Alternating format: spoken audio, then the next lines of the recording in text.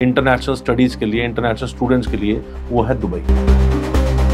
मान लीजिए कि एक यूके की यूनिवर्सिटी में फीस 15 लाख है, तो सेम यूनिवर्सिटी का अगर कैंपस दुबई में है तो वहाँ पे फीस ऑलमोस्ट आधी है। ठीक है। मान लीजिए एक बच्चा यूके में जाता है 3 साल की डिग्री करने के लिए, 45 लाख का अप्रोक्सीमेटली खर्चा है, 15 लाख रुपए पर ईयर के हिसाब से 3 साल का।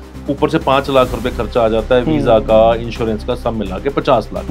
वही खर्चा दुबई में 3 साल में मैक्सिमम 20 से 25 लाख रुपए। तो इसका फायदा होगा आगे?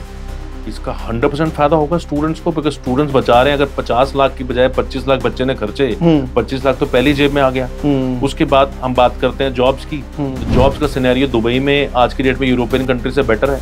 आप बताइए कौन सी यूरोपियन कंट्री है जिसका आप सुनते हैं कि वहाँ पे कोई इंडस्ट्री खुली है, वहाँ पे जॉब्स की भरमार हुई। जब भी हम बात करते हैं जॉब्स की, पैसे की, बिल्डिंग्स की, कार्स की, इकोनॉमी की, हमारे दिमाग में दुबई आता है।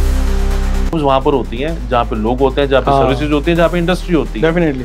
अगर बच्चे ने 2 साल दुबई में लगाए, अपनी फीस तो बचाई। अगर बच्चा चाहता है कि तीसरे साल भी बच्चे के मूड में आता है कि मुझे दुबई में पढ़ाई फिनिश नहीं करनी, मुझे तो अपनी फेवरेट कंट्री में जाना था, जहाँ जाना चाहता था, तो बच्चा वहाँ भी जा सकता है। बच्चा चाहे तो 2 साल पढ़ाई करने के बाद तीसरे साल यूके भी जा सकता है, मैं इससे यूएसए भी जा सकता है, कनाडा भी जा सकता है। वहाँ पे पाथवे प्रोग्राम्स है। हर एक इंस्टीट्यूशन के जितने भी कैंपसेस खुले हैं वहाँ पे इंटरनेशनल, उनके पाथवे प्रोग्राम्स हैं। बच्चा उन यूनिवर्सिटीज में पढ़ने भी जा सकता है। यूएसए की गवर्नमेंट की बात करें, यूके की गवर्नमेंट की बात करें और कनाडा की गवर्नमेंट की बात करें, उन्होंने भी चुनावी मुद्दों में नौकरी देने का वादा किया था अपने लोगों को।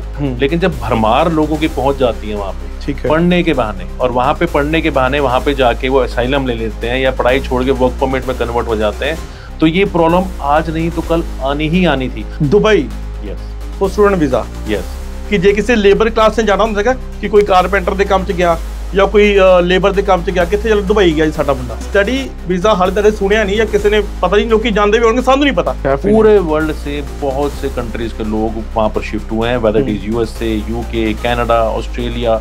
बहुत से लोगों ने वहाँ पे अपनी रिहाइश बनाई है, वहाँ पर नौकरियां कर रहे हैं। अब उनको इंटरनेशनल एजुकेशन चाहिए दुबई का visa, because right now they need people. और इससे मैं अगर मैं बात करूँ दुबई की, तो दुबई में 12th के बाद लेस परसेंटेज में भी बच्चा जा सकता है। आइल्स ना भी किया हो तो जा सकता है, क्योंकि वहाँ पे इंग्लिश का फाउंडेशन कोर्स साथ में लग जाता है। वो भी बड़े चीप प्राइस पे। और साथ में अगर गैप भी हो बच्चे का तो उसको भी एक्सेप्ट कर लेते हैं। 5, 7, 10 साल का गैप भी वो एक्सेप्ट कर लेते हैं 12वीं के बाद, अगर बच्चे का गैप हो। Because right now they are encouraging education. लोग कनाडा से, यूके से दुबई शिफ्ट हो रहे हैं। स्टूडेंट्स वहाँ पढ़ के वहाँ पे जॉब करना चाहते थे, दे आर आस्किंग अबाउट कि क्या हम वापस आ जाएं, हमें दुबई में जॉब मिल सकती है, क्या हम दुबई में दोबारा पढ़ाई करके वहाँ पे काम कर सकते हैं। देखिए आप जैसे बोल रहे हैं कि पंजाबी वहीं जाते हैं जो उनका अपना फेवरेट ड्रीम्स होते हैं, पर मैं इसमें एक चीज ऐड करना चाहूंगा, पंजाबी पूरे वर्ल्ड में हर जगह गए हैं।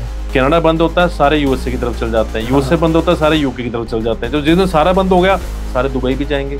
आज दुबई का वीजा आसानी से मिल रहा है, लोगों को आसानी से मिल रहा है। आज से 2 साल बाद 2027 में बैठ के हम दोबारा बात करेंगे, लोगों को वीज़ाज नहीं मिलेंगे। दुबई भी सेम स्ट्रिक्ट हो जाएगा, जब वहाँ भी बहुत लोग पहुँच जाएंगे, जब वहाँ भी जरूरत से ज़्यादा लोग पहुँच जाएंगे, वहाँ भी अनएम्प्लॉयमेंट की अगर प्रॉब्लम आ गई तो उन्हें भी स्टूडेंट वीज़ा स्टॉप करना पड़ेगा। एक है नॉलेज पार्क, एक है एकेडमिक सिटी। वहाँ पे 70 इंटरनेशनल यूनिवर्सिटीज़ ने अपने कैंपस खोले हैं। दुबई ने आज तक जो भी काम किए हैं वो डंके के जोर पे किए हैं। उसने वर्ल्ड की सबसे ऊंची बिल्डिंग्स बनाई हैं, उसने वर्ल्ड के सबसे बड़े बड़े होटल्स बनाए हैं। ओनली दोज यूनिवर्सिटीज़ जिनके जो बहुत फेमस हैं, बहुत बड़ी हैं, उन्हीं के इंटरनेशनल कैंपसेस खुले हैं दुबई में। कोई नॉर्मल यूनिवर्सिटी के कैंपस नहीं खुले या नॉर्मल कॉलेज के कैंपस नहीं खुले। जैसे यूके में एक बार हुआ था कि बहुत सारे कॉलेज खुले थे, 1800 कॉलेजेस बंद हो गए थे, वैसा कोई सीन नहीं। एक लिबरल कंट्री है, but rules are very strict. World की सेकंड सेफेस्ट कंट्री है, वर्ल्ड की one of the most richest country है। वर्ल्ड की मोस्ट रिचेस्ट कंट्री बनने के लिए और सेफेस्ट कंट्री बनने के लिए बहुत से रूल्स और डिसिप्लिन चाहिए होता है, जो दुबई ने अप्लाई किया, जिसके कारण वो ऐसी कंट्री बनी। यूनिवर्सिटीज के बंद होने का तो सवाल ही नहीं होता। ठीक है, असी दुबई का वीजा ले लिया, असी पहुंच के तुसी बचाता सही कॉलेज, 2-3 साल बाद दुबई भी बात लत मार दे। यूएई में 7 एमिरेट्स, 7 सिटीज हैं, Dubai, Abu Dhabi, Sharjah, Ajman और अदर सिटीज। सबके पास तेल था, दुबई के पास तेल नहीं था। दुबई ने टूरिज्म डेवलप किया बिकॉज दुबई के पास समुंदर था।